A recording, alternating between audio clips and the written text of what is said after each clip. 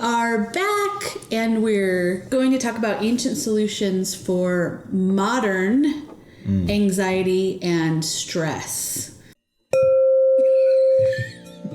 We're Natalie and Mark from Forge and Flow, and we are creating a sanctum, both in person and online. And technically what this is all about is harmonic restoration. So you can think of your body like a musical instrument, and it's a powerful instrument. And also it's an entire symphony in and of itself. When you're healthy and happy and joyful, feeling good, you're in alignment, all of the things that are within you, your strings, are working in tune and sound beautiful. But when there's exhaustion, fatigue, stress, illness, that means the strings are out of tune. So we help you restore your entire bodily symphony. Mm-hmm.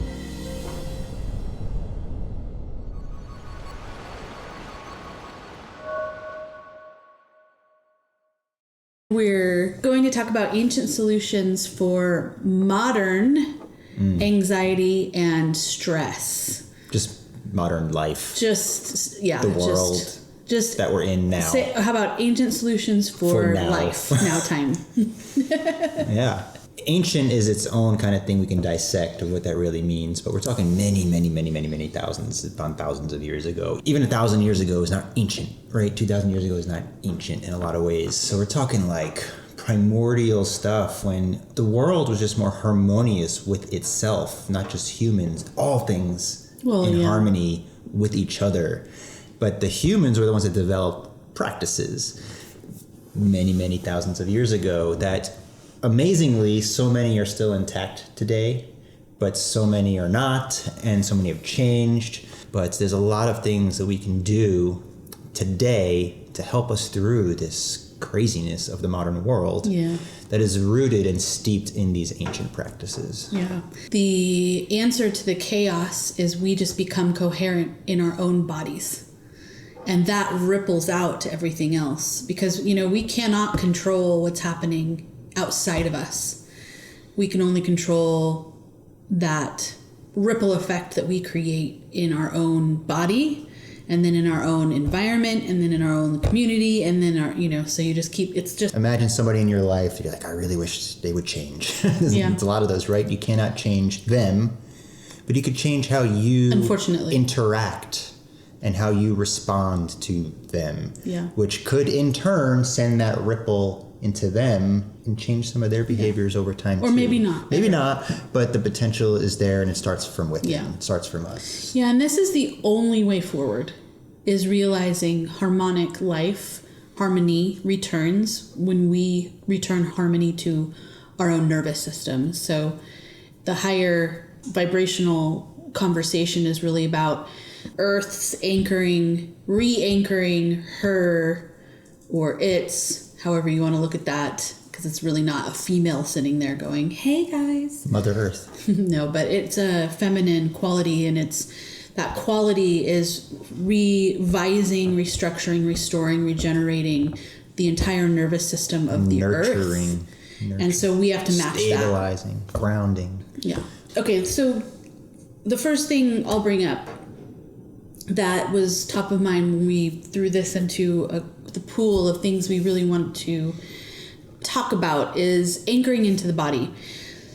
This world does a really fantastic job, like the best job ever of pulling us out of our bodies. Untethering. It's also what we do to ourselves. So I think one of the most unbalanced things that I've come across during my path is a spiritual kind of spirituality that almost has you looking towards, let's ascend out of Earth, because it's all the harmony is up, and we just need to do astral traveling, and we need to transcendent. We just need to get out of our body, get out of the body, get out of the body. There's a lot of chasing of said things to reach a higher consciousness, and reaching constantly, seeking constantly that which already lies within is where the balance, again, I think what this video is, like, when we really think about what we're going to be what we are talking about is this truth of we have a tightrope to walk in this life, and each way you go, you can fall off the edges to extremes.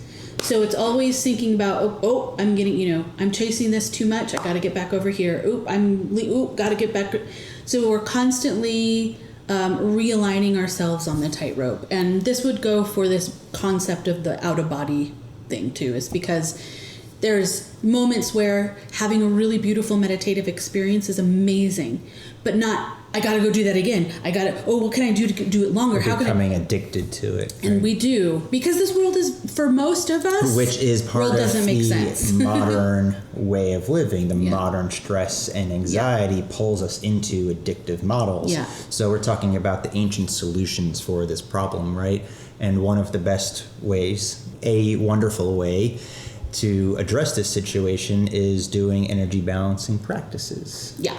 Things like Tai Chi, Qigong, yoga, meditation, even some forms of martial arts that aren't overly intense. Some of those are great too, but they can pull us into too much stress as well. But when you're talking about a fully rounded, holistic version of a martial art like a kung fu or something like that, it's very internal too, very meditative. So let's talk about Qigong, for example, which is the ancient Chinese.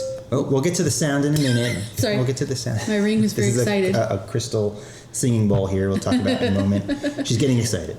Qigong is a wonderful mind-body movement breathwork practice. It involves meditative qualities. It involves even touching ourselves to get in touch with our skin and our organs through massage and tapping and vibration and shaking and all that stuff. Things. But movements and breath work and really working with the body physically, energetically, emotionally, spiritually, all parts of us can be tapped into doing these practices, these ancient practices, thousands upon thousands of years old, that even predate the notion of the word Qigong, that predate the word of the nation of China, that predate all of that stuff. This is like shamanic, all of it. Really shamanic and nomadic in lifestyle, where people were just with the earth, seeing how nature acted, being part of nature, being part of the seasons and the cycles and all of that, and really being in tune with themselves first, and then with each other, and then that ripples out, like we said in the beginning, into the larger groups of the tribes and the communities and the groups, and into countries, nations, and all that. So these practices are simple and profound. Anybody can do them, any age, any fitness level, any mobility limitation, anywhere, anytime, because there's no equipment needed, there's no real deep knowledge needed. You can dive deep into it and it's wonderful, but you can pick up really simplistic motions and breathing practices that aim at reducing, or let's say regulating, the nervous system, reducing the stress to help us get through these very stressful times. Well, and that is what those practices actually are, the practices that align you with your tightrope to see where imbalances are occurring. So it's a truth revealing path as well. Yeah, it can become a mirror in a lot of ways because it brings stuff to the surface. It does. It moves things throughout. It moves the energy. It moves the emotions. We can have emotions that get stuck in us and stagnant.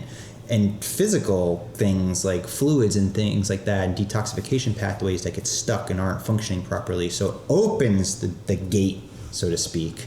You got to get the key. The key is the tool. And then you got to use the tool to open the gate. And then things can flow more, and you can see where those issues are and how to navigate them more properly. Yoga is the same way, at least in the ancient forms of yoga. Yoga is taken on a modern lens of being a little bit more fitness oriented, and you got to go to your yoga class. You got to check it off the box. You got to make sure you tell your friends you did yoga. That's going more into the stress route of things versus the real ancient qualities of it, which is more than just doing poses and a little bit of breath work. It's really internal in quality. There's ethics involved in it. There's concentration involved in it. And there's deep spiritual aspects involved in it too. And meditation and stillness, which is that what you were talking about. I did a video on another channel that I have called Awakening Magic, talking about the root order of the breath keeper lineage. And when you walk this world, when you traverse the world, and you look through all time and space to see how we started walking across this world to drop and keep as much of this wisdom alive as possible. Again, that's where we're getting it.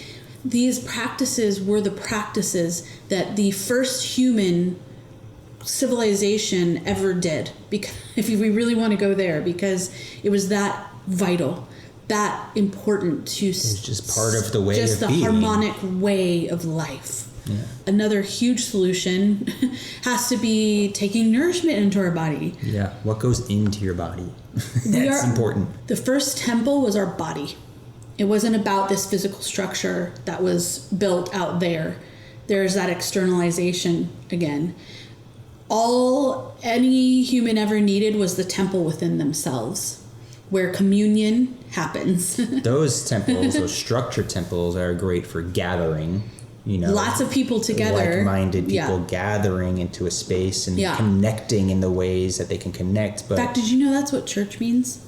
Gathering space. Gathering space. That's it. How about that? Different. So we have an issue. We don't need to go into Our temple. We're talking about our temple. Yeah, now. we have this externalization issue happening again. So when we look back and we're like, oh wait, I'm the temple. How do I clean my temple? How do I nourish my temple? Purify, detox. Yep. Get to function properly again. Yeah. Look, it would be great to say this is so simple, but it's not that simple today. And I know that people really love to say, well, just eat more vegetables, just eat more salads, just eat more. And while these things are inherently in some way, of course, we need to eat the rainbow, if you will.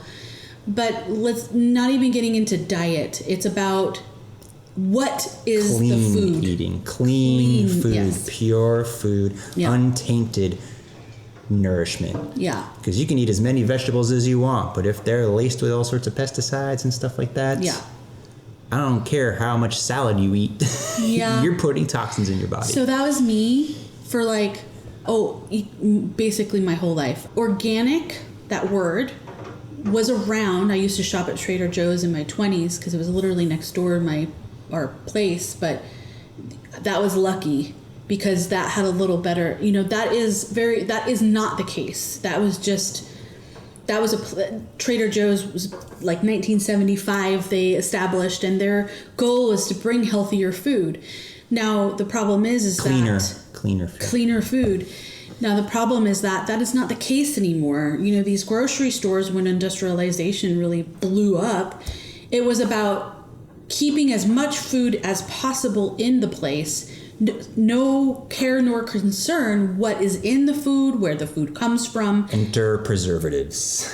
And, I mean, again, we don't even need to get into all those, because that's a whole other video in and of itself. Ultra-processed stuff and the things in the middle aisles in the grocery stores typically. But we have to put an emphasis on this organic thing. That's a word that's been overused in a lot of ways, and it's gone into the lexicon of the marketing world. Yeah. But it really has a true core essence of that. It is pure, organic. It is of the pure world and has not been adulterated by corporations and other things out there that taint the food and make it actually difficult for our bodies to process. In some ways impossible for our bodies to process. So that stuff stays in the body because our body doesn't know what to do with it. So it just, tucks it away into that closet of the things that I don't know what to do with. Just put it in the closet. Yeah. But it affects so many systems within our body. Detoxification, metabolism, blood flow. All the enzymatic processes get thrown off because there's no minerals. Minerals getting stripped out. That's a whole other video too. But the one thing, if we were to say a solution in this mixture, is seeking out regenerative or biodynamic farming practices wherever you may be. Now, wherever you may be, like where we may be, it's hard to find regenerative close by. We have some in our region. Biodynamic is even harder. So if we were to put this on a level, it would be like organic and then regenerative and then like biodynamic. And regenerative is really working with the soil again. Regenerating the soil that the crops grow in, because when you grow the crops, supposed to pull the minerals from the soil. If the soil has nothing to offer beneficially, then the plant is not going to get those nutrients. And then when you eat them, you don't get it. Yeah. So even organic, if it's not pulling up the good stuff, you're not getting the good stuff. So regenerating the soil is actually creating that biome in the soil again that has all of those nutrients that grow into the plant that we can then consume. And then biodynamic is a whole other thing. Yeah, it's beautiful. It's regenerative in nature, but then it's taken to the next level of working with cosmic alignments to grow things, essentially. So it's literally connecting sky and soil.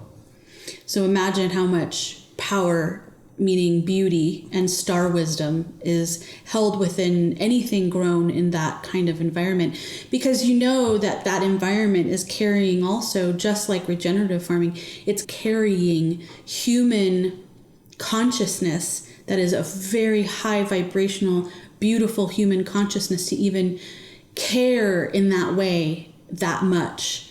Because that's the other thing. It's like when we eat food, is there care and is there love put into said food? That's a vibration. Mm-hmm.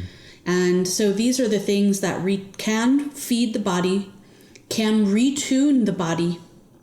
And we have to think about it in this way: as food you take in equates to the signal or vibration that your body puts out. The vibration that your body puts out is that which comes back to you. So speaking of vibration, we also have sound. We were just talking about food for the ancient solution, because we're talking about how food used to be grown in the ancient days, not in the modern days. But it's a vibration, and one of the most amazing healing tools through literal vibration is sound. And we have this amazing crystal singing bowl here that will ring for you, but we're going to explain something about it too. Yeah, but also real quick. Interjecting over here. Yeah, sorry.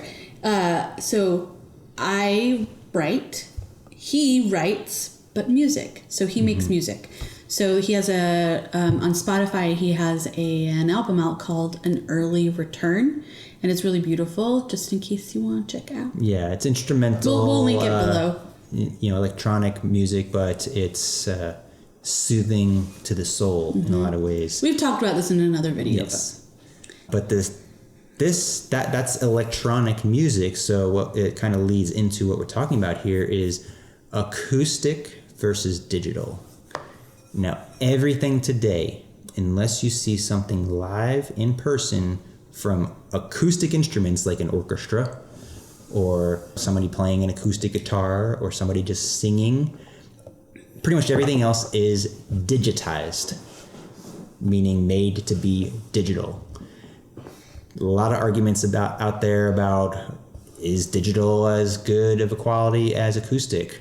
I would say no. Some people would say yes. It's just like photos. Is digital photography as good as using actual celluloid film? A lot of people say no. Some people say yes. But we're here to say there's no contest between acoustic sound, which means live and in person, organic, there's that word again, organic sound, versus something that's been converted into a digital format. It's a change of a waveform is what it is. How light and sound is carried. It goes from a pure wave, pure sine wave, to more of a erratic signature. So if I ring this bowl here,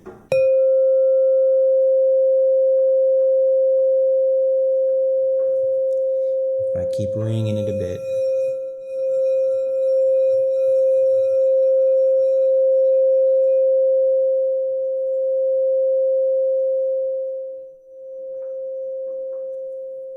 definitely heard that. You definitely can feel that.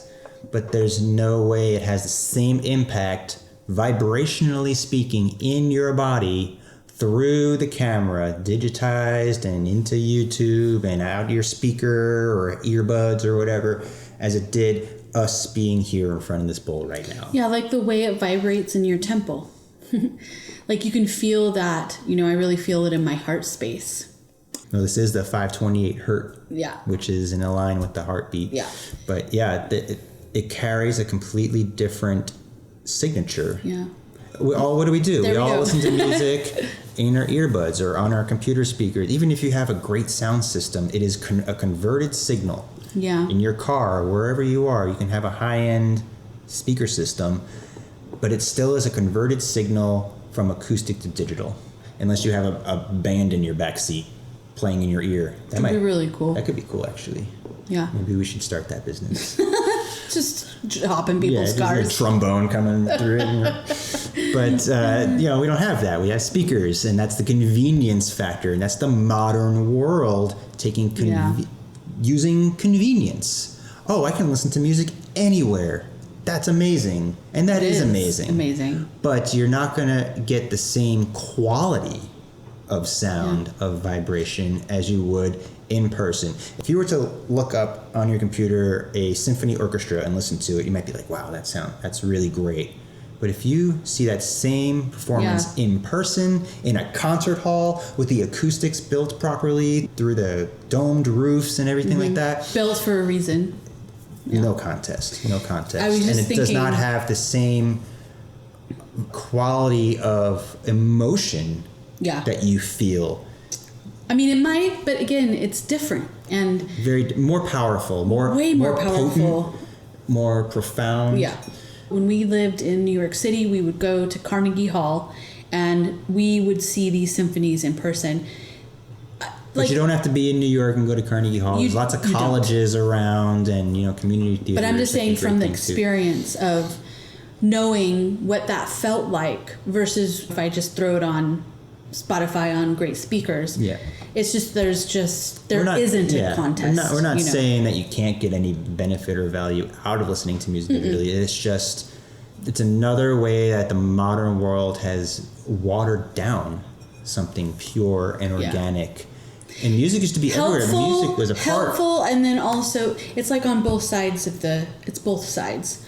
Because nothing is more profound than having music available to places that wouldn't even, it's the way that we've learned about each other and the gifts that each, the music of all of our nations, of all of our people, that's beautiful. Because when you're isolated in just in-person groups, we can't hear, here in the United States, we wouldn't be able to hear the beautiful music in Africa. We would, so there's a benefit to this, but we're just saying another solution to bring to the table is finding some local groups that you can get some live sound bath, but do some research. Who's doing the sound bath? What kind of bowl? Things like that. Just getting more anchored in, re-anchored into the body in these in-person things again can really be beautiful. Mm-hmm. Yeah. And I would like to also, just on the sound note, really quickly, is so through the lineage and through remembering, what I've also remembered is this truth that when our bodies are the temple, when we make sound, when we do sound baths with our own voice, that's very harmonically aligned with what used to happen. See, we have thought of the voice as a performance mechanism. When I open and I sing, I perform for people. And that, of course, is beautiful. But even if you can't sing, using your voice to reverberate inside of your temple walls in your body is profoundly healing. That's where mantras and healing sounds come in. Chants and ancient vowel sounds just going. Very ancient. Very simple. You can feel that in varying locations in your body. And when you do it every day, when you do it a lot, even if it's not every day, but often, you begin to feel that vibration literally in your fascia. You You can feel it in your tissues. So even if you think that you can't sing, it's not about singing. It's about using your voice to create that temple vibration Resonance. again. Resonance in your body. Absolutely. Yeah.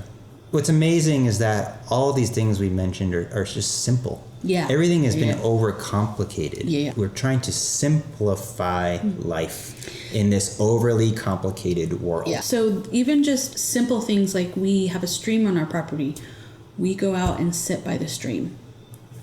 It's that simple of a re-anchoring. Nature is always a great way to reset and to anchor in, because we are nature, but we have removed ourselves from nature in many ways, putting ourselves in these boxes, just walking through nature. Touching the ground. Even if you're in a city, you can find a park. Yeah. You know, you can find ways to be with grass and be with trees and be with the open air. If you're lucky like we are to live near mountains and in really forested areas, great. Or even on a coastline where you're connecting with the ocean energy and the sand, and just digging your feet into earth and connecting with that more deeply is anchoring almost immediately. Yeah. Now I want to share that everything that we're mentioning today 100% applies to your animals.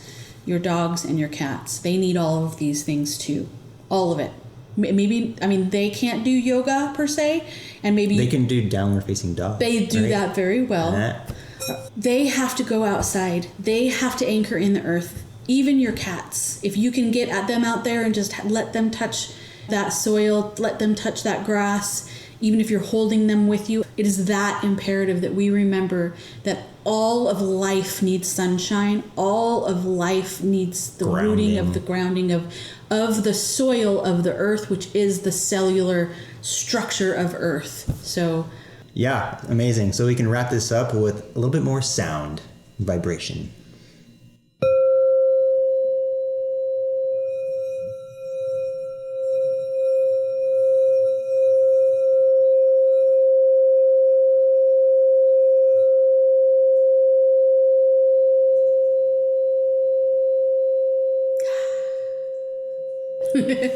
Feels good. Thank you so much for watching, and we'll hope to see you in the next video. And don't forget to subscribe and share this with someone else that may need to hear it. Yeah, feel free to jump in on the comments and start a discussion. Yeah.